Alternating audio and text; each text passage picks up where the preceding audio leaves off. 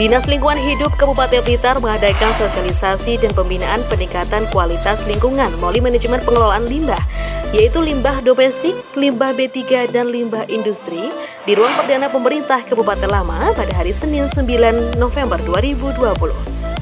Kegiatan ini turut mengundang sejumlah perusahaan-perusahaan penghasil limbah B3 dan limbah cair.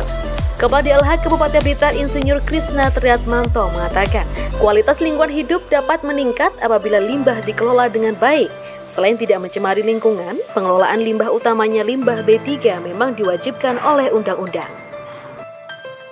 Berikut liputan ABTV untuk Anda. Selamat pagi dan salam sejahtera untuk kita semua. Puji syukur kita panjatkan kehadirat Allah Subhanahu wa Ta'ala, karena atas limpahan rahmat dan hidayahnya kita diberikan kesehatan untuk dapat berkumpul pada hari ini, Senin 9 November 2020, dalam acara sosialisasi dan pembinaan peningkatan kualitas lingkungan hidup melalui manajemen pengelolaan limbah yang dilaksanakan oleh Dinas Lingkungan Hidup Kabupaten Blitar. Semoga melalui kegiatan ini semakin menambah wawasan kita dalam upaya pengelolaan limbah sehingga dapat tercipta lingkungan hidup yang lestari. Amin amin ya rabbal alamin. Dan untuk diketahui bahwasannya undangan dalam kegiatan sosialisasi dan pembinaan kali ini merupakan kalangan pengusaha dan organisasi profesi. Hadirin dimohon berdiri. Pada saat ini kita secara regulasi sebenarnya kita sudah ada Undang-Undang 32 tahun 2009, Undang-Undang Perlindungan dan Pengelolaan Lingkungan Hidup, tetapi bahwa undang-undang tersebut saat ini juga sudah diperbarui atau ada perubahan dalam Undang-Undang Cipta Kerja nomor 11 tahun 2020. Jadi apakah ada beberapa ketentuan yang memang ada perubahan. Untuk perubahannya apa? Nah, kita masih menunggu pencerahan atau juga arahan nanti dari Kementerian Lingkungan Hidup dan Kehutanan. Secara sekilas barangkali Bapak Ibu sekalian sudah membaca maupun sudah melihat ya di media sosial ya terkait dengan isu lingkungan. Jadi lingkungan ini akan selalu menjadi isu yang menarik untuk dibicarakan, diperdebatkan, menjadi bahan demonstrasi. Tetapi menjadi kegiatan yang kurang menarik yang tidak banyak dilakukan oleh kegiatan maupun dunia usaha.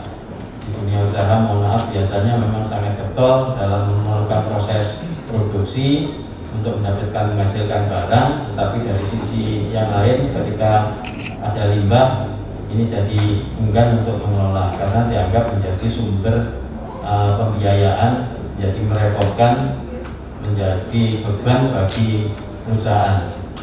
Ini yang sebenarnya yang image yang harus dirubah. Jadi memang limbah tentunya apabila tidak dikelola akan menjadi beban berat bagi perusahaan, karena ketika bahwa limbah ini masuk ke lingkungan, mencemari lingkungan, menyebabkan kerusakan, maka akan sulit bagi perusahaan dunia usaha ini untuk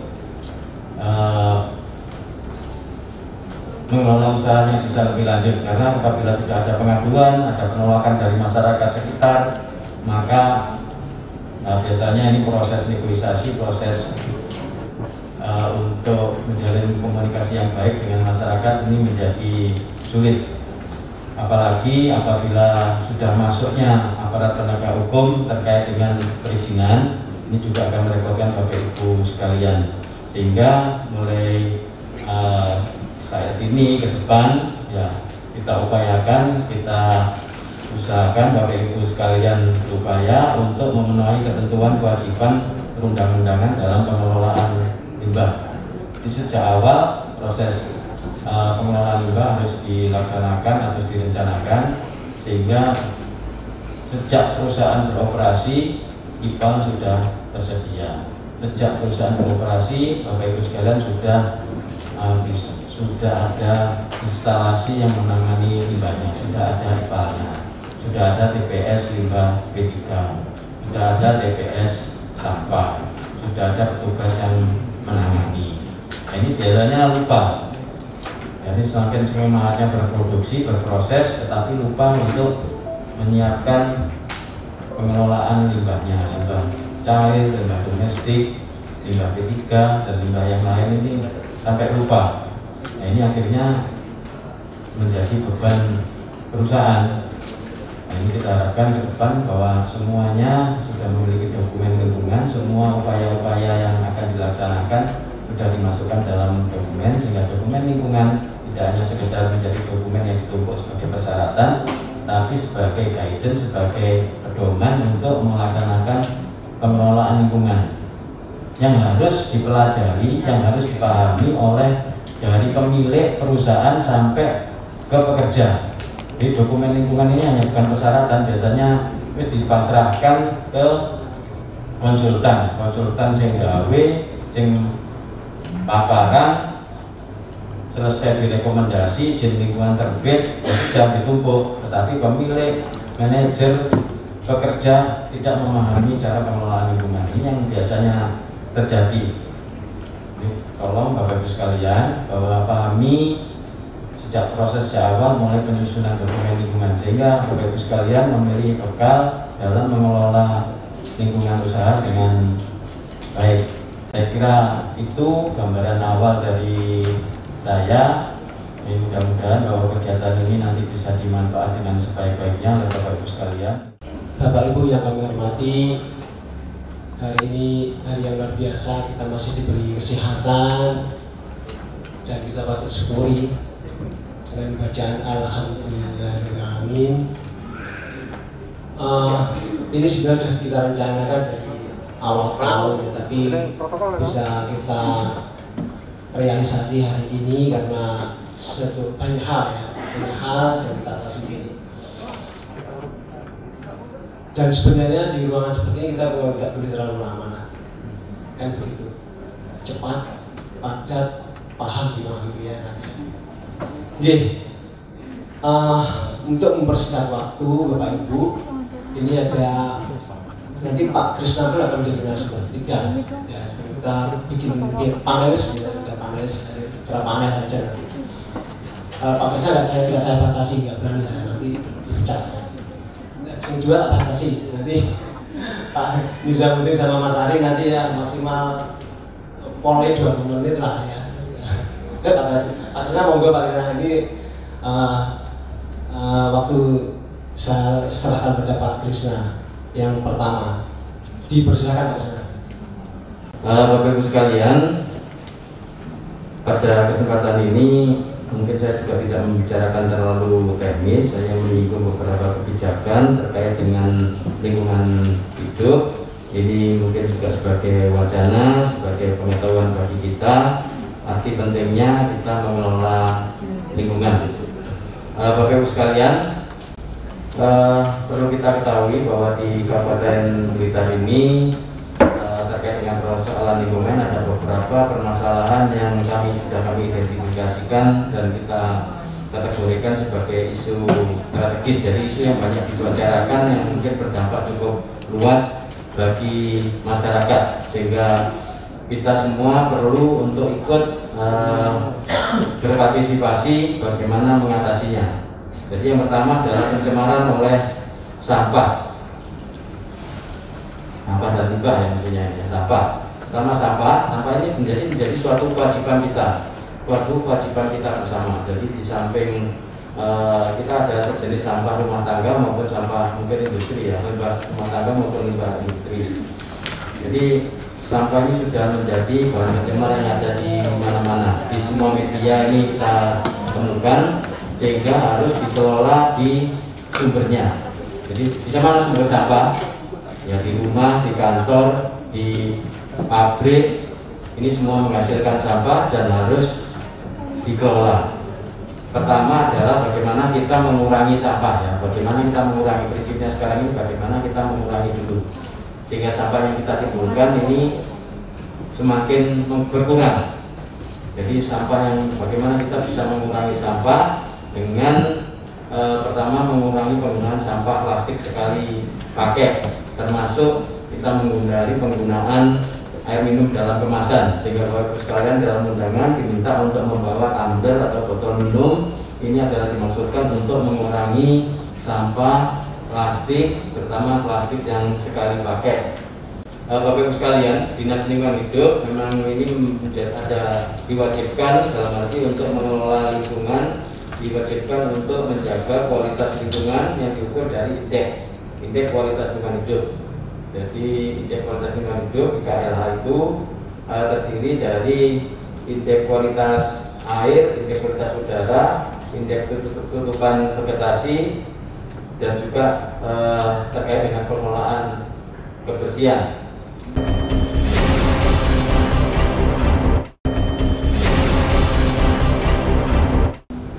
Jadi indeks kualitas air itu dilihat dari kualitas diukur ya. Indikatornya adalah kualitas air sungai. Tutupan vegetasi ya dari kondisi tutupan hutan, kondisi tutupan tanah, lahan yang ada di wilayah Kabupaten Blitar. Di Kabupaten Blitar secara hitung-hitungan ya, ini indeks tadi, terutama yang kita itu berat adalah di indeks kualitas air. Jadi untuk kualitas udara masih bagus. Indeks kualitas tutupan vegetasi ini juga masih bisa diterima. Kemudian yang kurang ini adalah indeks kualitas air. Jadi kita bisa lihat sendiri bahwa indeks kualitas air ini tadi diukur dari sungai. Jadi memang sungai-sungai di wilayah Kabupaten Blitar sudah mulai tercemar ringan, baik dari limbah industri, limbah dari pertanian termasuk peternakan, perikanan, kemudian juga termasuk limbah domestik. Jadi limbah yang mencemari sungai itu tidak hanya dari industri, ya cuma dari, tetapi juga dari domestik. Bahkan domestik ini sebenarnya di perkotaan kontribusinya lebih besar daripada limbah-limbah yang lain. Nah, kalau di Kabupaten Blitar ini diindikasikan masih banyak juga tercemar dari tenaga-tenaga yang banyak dari tenaga, sehingga ditemukan di kualitas air itu banyak bakteria coli sebagai indikasi terjadinya pencemaran oleh tinja. Kalau tinja manusia mungkin masih ada 1-2 Ibu ya, sudah banyak kita OGF sudah, tetapi juga masih ada ditemukan. Nah, tetapi yang terbanyak yang masih banyak kita temukan adalah pembuangan limbah peternakan ini yang langsung ke sungai. Jadi kita dalam hal ini berupaya untuk akan meningkatkan pengawasan terhadap perusahaan-perusahaan yang berpotensi pencemaran, terutama yang membuang limbah ke sungai. Kita juga bekerjasama dengan berbagai kelompok masyarakat seperti Kommaswas untuk melakukan pemantauan pengawasan terhadap kualitas sungai. Jadi kita juga berkolaborasi nanti dengan Perkim yang menangani limbah domestik agar masyarakat lebih baik lagi dalam mengelola limbah domestiknya.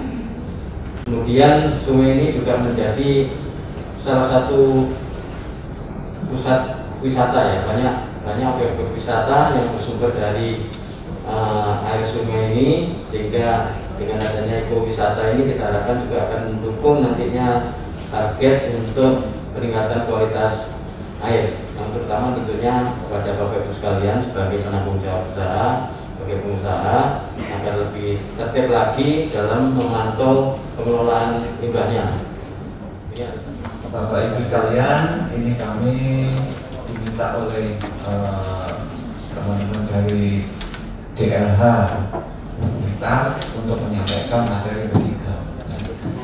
Nah, sekarang bahan berbahaya beracun adalah zat atau energi. Oh, ternyata bisa juga energi. Nah, banyu panas yang mau. Yang karena sifatnya, karena konsentrasinya, karena jumlahnya, baik secara langsung maupun tidak langsung, dapat mencemari atau merusak lingkungan. Artinya B3 itu seperti itu. Nah, limbah B3 adalah limbah yang mengandung B3. Nah, karakteristik limbah B3 apa saja? Mudah terbakar yang pertama. Contohnya mudah terbakar Kalau bensin itu bahan, masih bahan. Nah, bekasnya cucian, sepeda motor kadang-kadang dicuci pakai bensin. Nah, kemudian kan hasilnya kan bensin ireng itu. Nah, itu masuk dalam larut yang belum terkodifikasi. Itu mudah terbakar. Apalagi kalau kena korek, wah itu sangat bahaya. Kemudian mudah menyala. Nah, mudah menyala, dulurnya mudah terbakar. Contohnya oli. Oli itu mudah menyala, tapi untuk menyalakannya perlu flash point yang cukup. Jadi oli itu kalau panasnya sudah cukup, gampang koboh. Tapi kalau belum panas, dengan kasih geni malah mati. Dia masuk ke dalam mudah terbakar. Kemudian korosif. Apa korosif itu?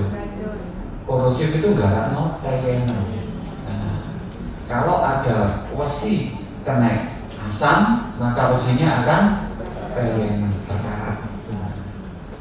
Jadi ada mudah terbakar, mudah menyala, beracun, kemudian mudah meledak.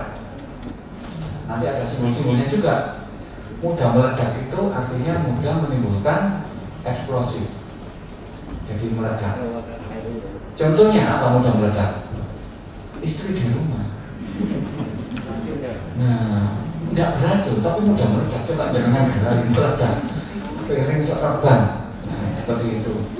Nah, sehingga apabila yang memiliki istri mudah meledak, harus ditempel simbol di badannya mudah meledak, sehingga kita harus berhati-hati. Kemudian ada lagi iritatif. Iritatif itu kalau kena kulit menyebabkan iritasi. Diawali dari semacam gatal-gatal gitu, tapi ini bukan PKK ya, kan kita surat beda. Tapi ini memang iritatif karena ada zat iritan seperti itu. Sehingga dari sini jenengan sudah tahu, oh limbah itu apa, B3 itu apa. Nah, contoh di dalam kehidupan kita sehari-hari, di rumah tangga kita ini selalu menghasilkan limbah, dan kita juga menghasilkan limbah B3. Contohnya apa? Contohnya adalah baterai. Baterainya remote. Nah, itu adalah termasuk limbah B3 kalau sudah tidak dipakai. Kemudian bekasnya pel-pelan. Pel-pelan itu mengandung bahan aktif fenol. Itu adalah pembunuh kuman. Makanya kalau dulu ada iklan stroberinya jatuh, itu belum 5 menit. Ngepel belum 5 menit ada stroberi jatuh. Memang tidak ada kuman, saya jamin. Tapi fenol kena kan stroberi ini dipangan. Mati gak kena kuman, kena fenol. Alhamdulillah mengurangi populasi. Nah, kemudian apalagi yang ada di rumah? Lampu. Loh, kok bisa ya lampu? Lampu neon dan sebagainya. Itu mengandung gas-gas di dalam golongannya gas neon. Nah, di dalam sistem periodik xenon, radon, neon itu dalam satu golongan. Itu. Okay. Kemudian di samping itu ada limbah B3, ada limbah non B3. Tadi oleh Pak Kris sudah disebutkan, di antaranya adalah sampah dan termasuk kotoran ternak dan sebagainya. Nah, pengelolaan limbah B3 ini tidak dengan serta-merta dibikin, tapi itu ada maksudnya. Maksudnya adalah yang pertama, untuk mengurangi resiko limbah B3 terhadap kesehatan manusia dan lingkungan hidup. Loh, kenapa sih manusia dan lingkungan hidup, kok gak manusia saja? Karena manusia ini hidup dalam habitat alam semesta. Kalau alam semestanya nanti rusak, lingkungan kita rusak, maka manusia juga akan terganggu. Seperti itu. Kemudian maksud yang kedua adalah mendukung tercapainya lingkungan hidup yang bersih dan sehat guna mewujudkan pembangunan berkelanjutan. Pembangunan berkelanjutan itu adalah pembangunan tanpa merusak. Artinya kita membangun tanpa merusak, anak-anak cucu kita masih bisa meneruskan pembangunan itu. Jangan sampai kita membangun, merusak anak cucu kita yang mendapat bagian kerusakan itu. Selama ini kita kan sudah menjadi anak cucu atas kerusakan yang ada, kan seperti itu. Jadi jangan sampai. Makanya Undang-Undang 23 tahun 97 dirubah dalam Undang-Undang 32 tahun 2009 itu, kalau dulu adalah pengelolaan lingkungan hidup, sekarang ada perlindungannya. Jadi jangan sampai rusak, dilindungi dulu. Oke, next. Prinsip pengelolaan limbah B3 yang pertama, kehati-hatian. Jadi kita harus hati-hati dalam pengelolaan limbah B3 ini. Jangan sembrono, juga jangan paranoid. Teknis pengelolaan limbah harus memenuhi standar dan ekonomis. Artinya kalau secara ekonomis tidak ekonomis ya jangan diterus-teruskan. Misalkan saya harus mengolah asam sampai menjadi air yang layak minum, itu ya bisa saja. Air aki diolah menjadi air yang layak minum bisa saja, tapi mungkin 1 liternya habis 1 juta misalkan. Gawe opo? Dari pekoro kan seperti itu. Mending air aki digunakan menjadi tawas. Jadi tawas itu aluminium sulfat, air aki asam sulfat, direaksikan antara asam sulfat dan aluminium menjadi aluminium sulfat, nanti aluminium sulfatnya menjadi tawas.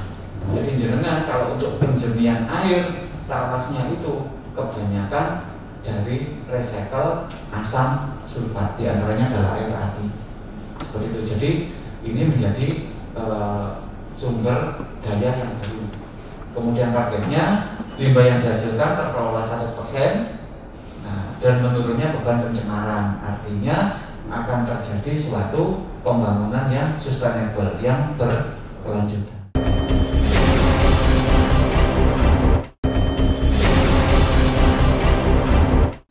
Saya menulis ini karena memang agak prihatin sumber mata air di wilayah pinggiran itu ikut tercemar gara-gara di wilayah istilahnya kota besar.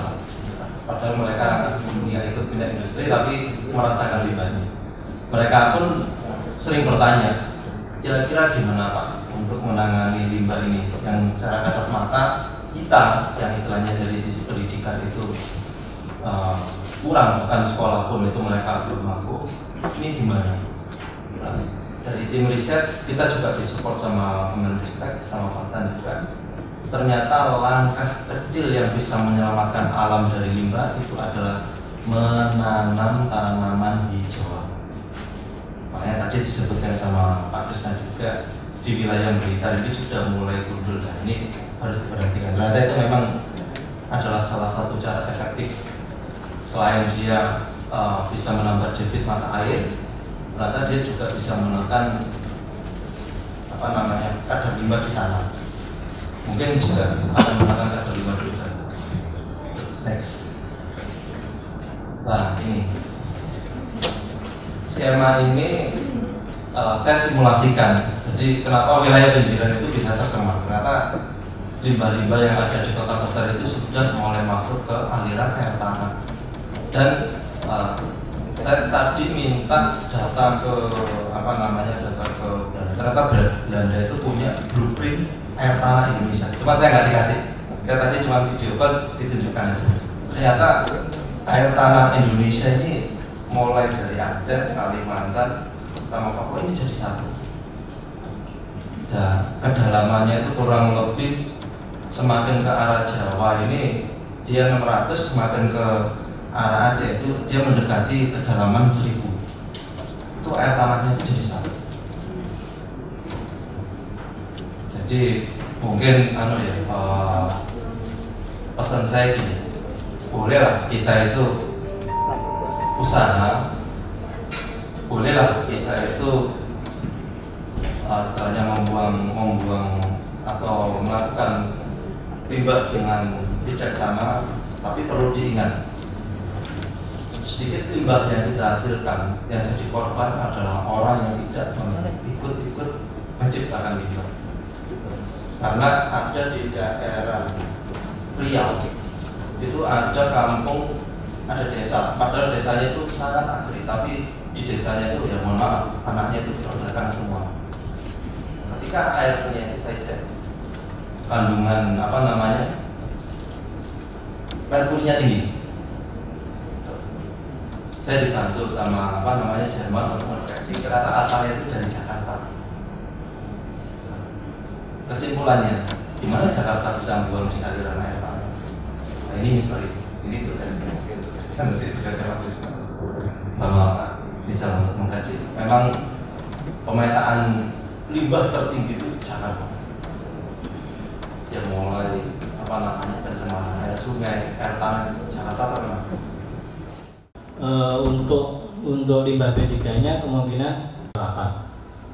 Kita tetap menjalankan Pak, tapi yang selama ini juga ada kendala di satu. Yang pertama untuk dinas kita bisa ini ya Pak, dibimbing ya. Jadi nanti untuk penanganan limbah B3-nya kita minta untuk pembimbingan dari dinas juga. Yang kedua, ini minta Pak Krisna mungkin nanti, karena di Blitar ini kan basicnya adalah peternakan Pak. Kabupaten Blitar ini kan sebagai salah satu pemasok telur nasional Pak. Di kami aja mungkin per hari kita bisa mencapai 30 ton untuk produksi telurnya. Limbahnya kan selama ini kita kesulitan untuk bekerjasama dengan pihak ketiga Pak. Mungkin kalau bisa di Blitar ini ada semacam pengolahan limbah, ini bagi para peternak di Blitar ini salah satu mempermudah, karena banyaknya peternakan yang ada di Blitar. Belum lagi kalau mungkin rumah sakit ini juga pastinya juga lebih besar untuk limbah B3-nya. Mungkin itu yang bisa saya sampaikan. Terima kasih. Obatan yang digunakan untuk ayam, kemudian juga dari mungkin kalau mesin genset dari ulinya, uli bekasnya, atau mungkin dari lampu-lampu, ini memang itu termasuk memang kategori limbah B3, sehingga memang harus dikelola berdasarkan standar pengelolaan limbah B3.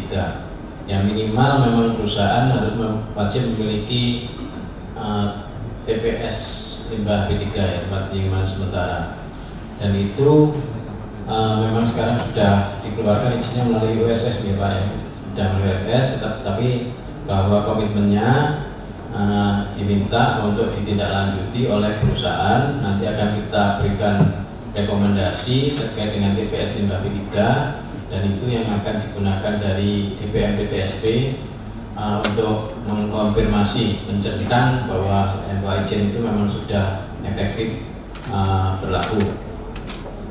Barangkali yang diharapkan itu adalah mungkin sudah ada ya suatu lembaga atau badan usaha yang memiliki izin pengelola limbah B3, sehingga ini mendekatkan pelayanan terkait dengan pengelolaan limbah B3 ini.